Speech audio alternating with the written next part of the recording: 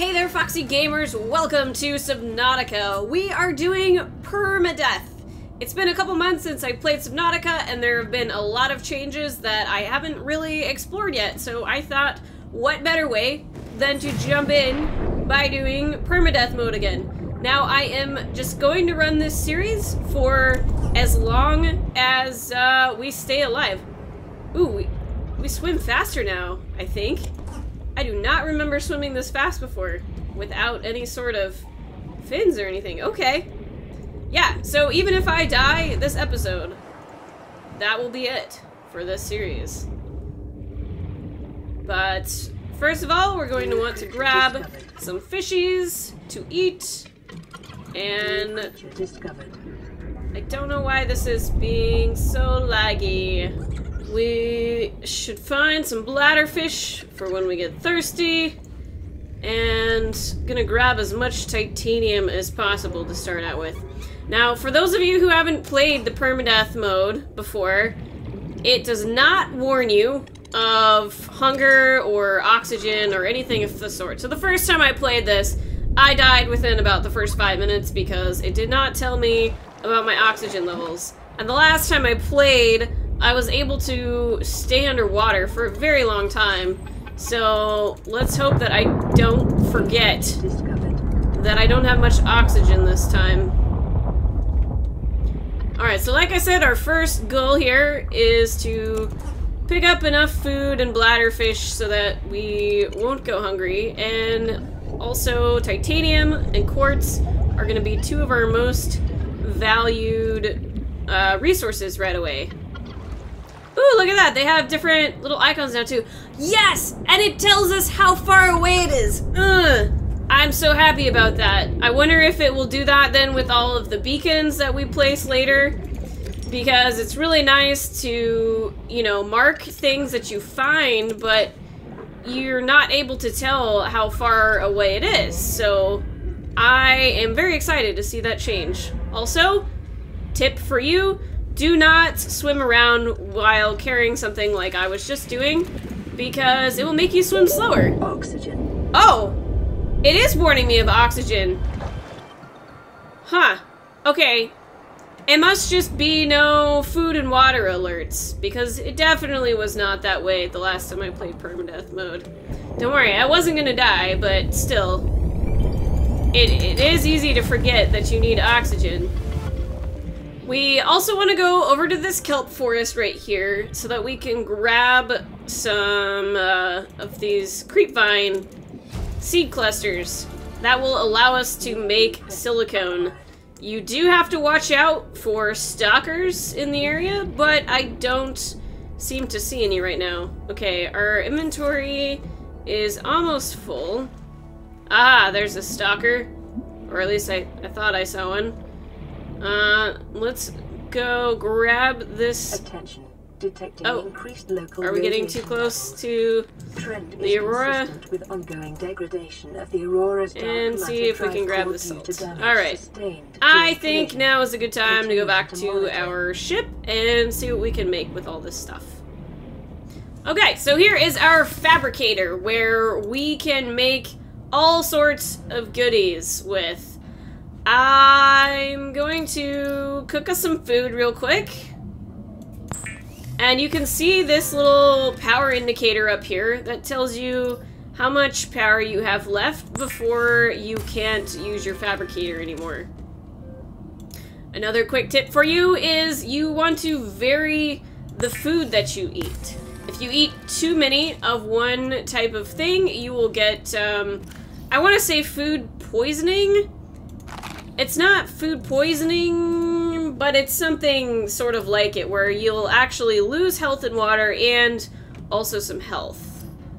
So, go ahead and make the filtered water from the bladderfish. There is another way to make water, but we don't have all the ingredients for that yet.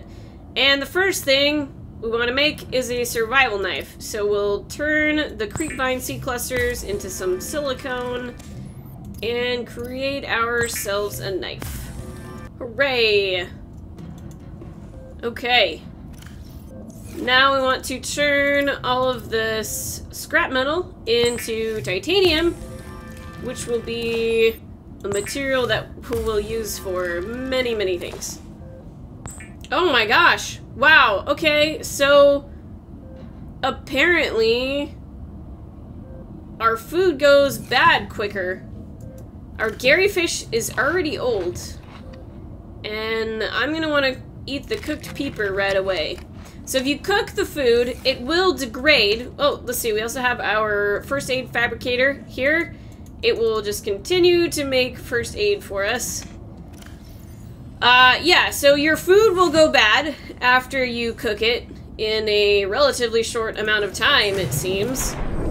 And so if you keep it raw in your inventory somewhere, it won't go bad, but as soon as you cook it, be sure to eat it, or else you can cure it with salt, but then it will dehydrate you slightly. Okay, so I'm picking up these acid mushrooms here. Probably a little more than I needed, but I want to turn them into a battery with this piece of copper ore that we picked up. And that way we can make a very useful tool called the scanner.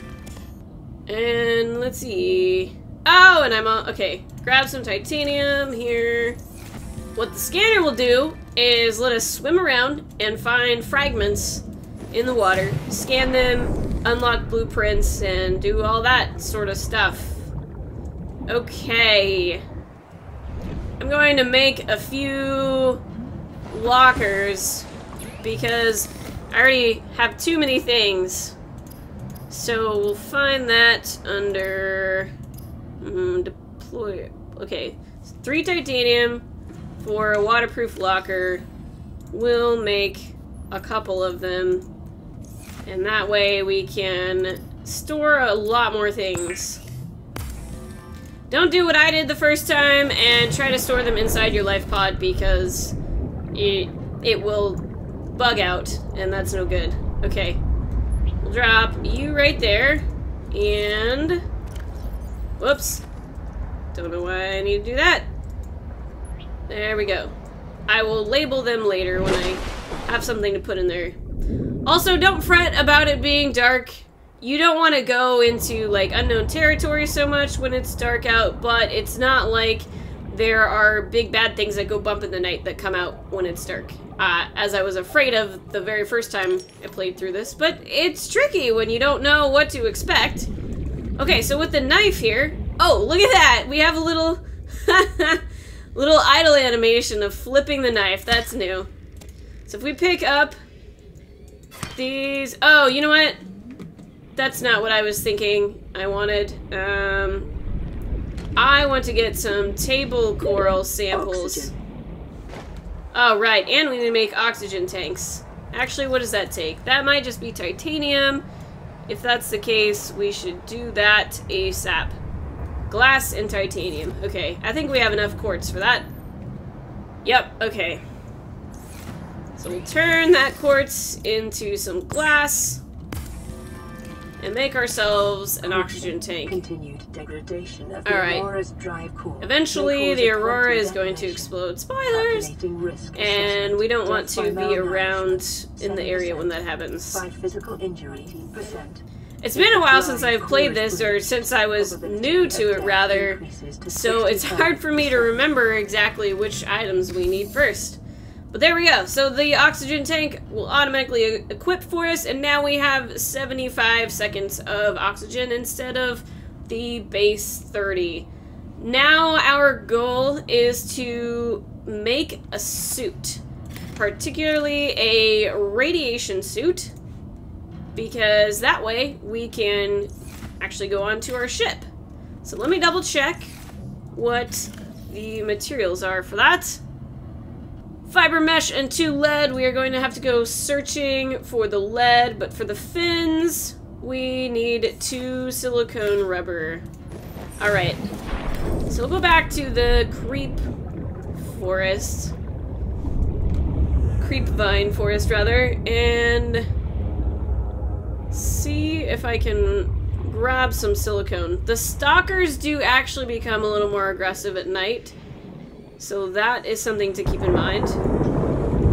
But hopefully we'll be able to avoid them. I could potentially grab a piece of metal salvage if I see it around anywhere.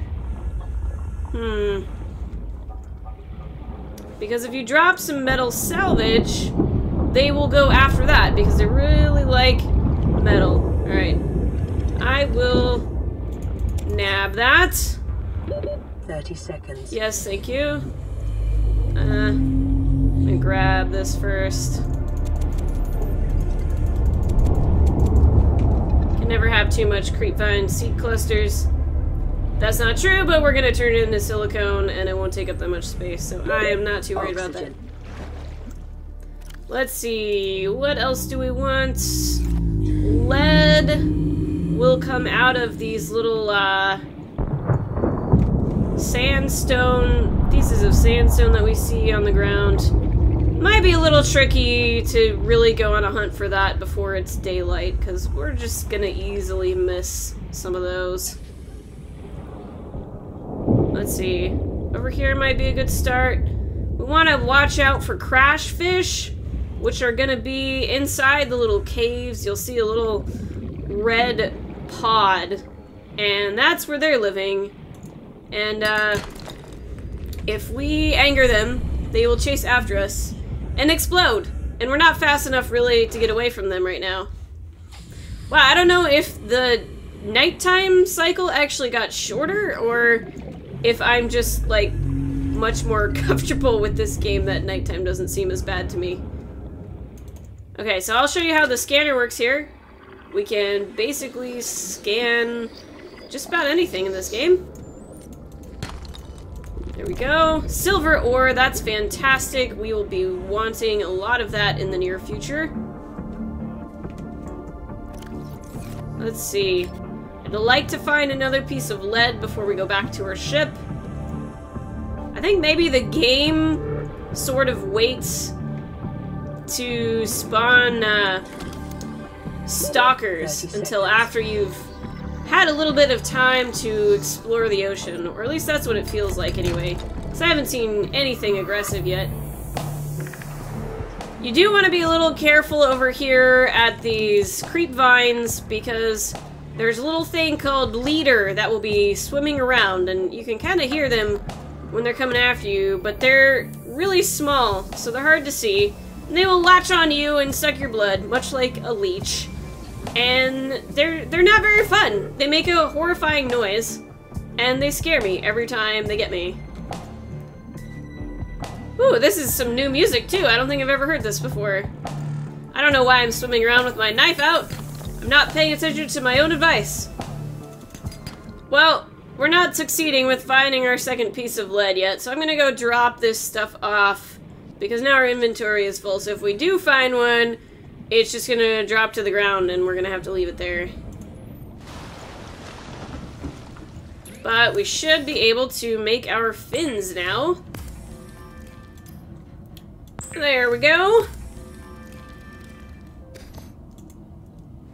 Ta-da! Now we can swim faster.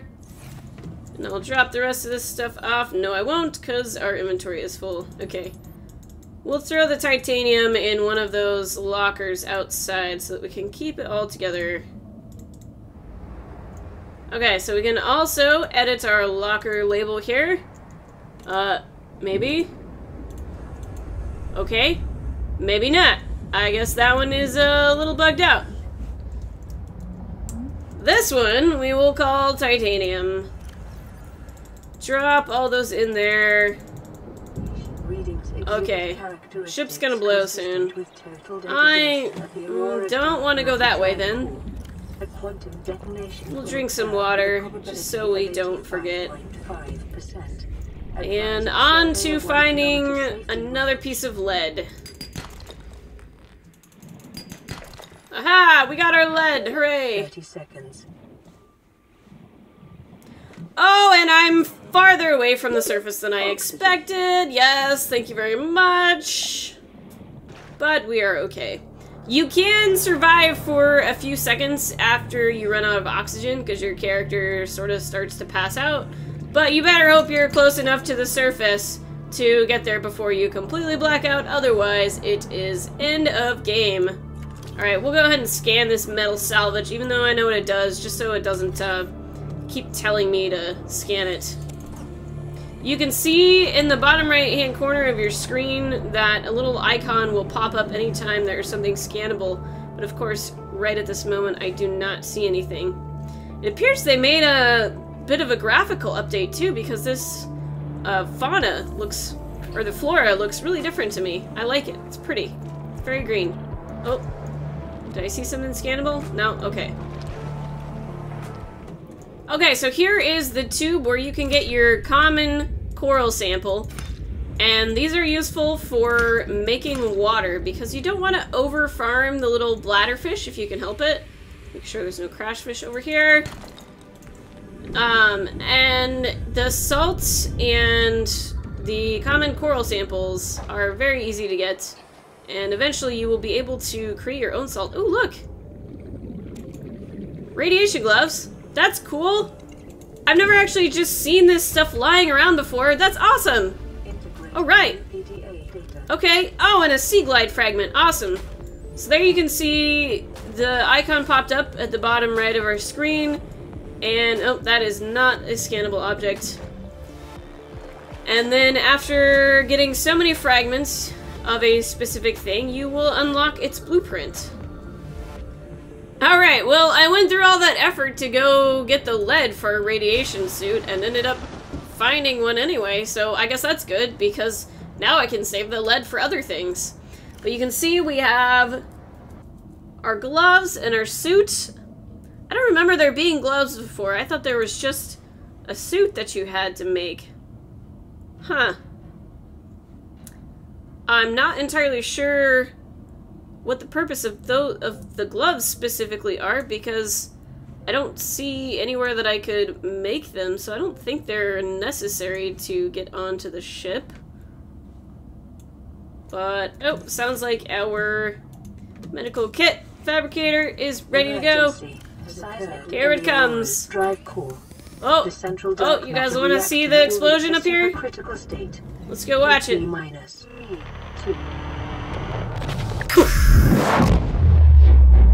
Woo! Oh, okay. A little bit more effects than the last time I remember. That was a bit scary, actually. I thought maybe I shouldn't have been outside for a second. That would have been the end of our episode, or our series, rather. Okay. Let's turn all of this metal salvage into titanium. Now you can see that we have a piece of salt and these common coral samples, so we should be able to make ourselves, let's see, first we have to make the bleach, and then we turn the bleach into the water. So there we go. I guess it's only one salt and one common coral sample. I think that maybe must have changed because I remembered it being 2 before. And it will restore twice as much H2O, so that's the other good reason to have that instead of the bladderfish. Next on our list is going to be going after the other fragment for the sea glide, so we can get around much faster. Ooh, a base-attached air pump. Oh, I guess, yeah, I haven't used that before. Okay, guys, that is how you survive your first couple of days on permadeath mode in Subnautica. So I hope you have all enjoyed this episode of our new Subnautica series. Thank you so much for joining me, and until next time, stay foxy.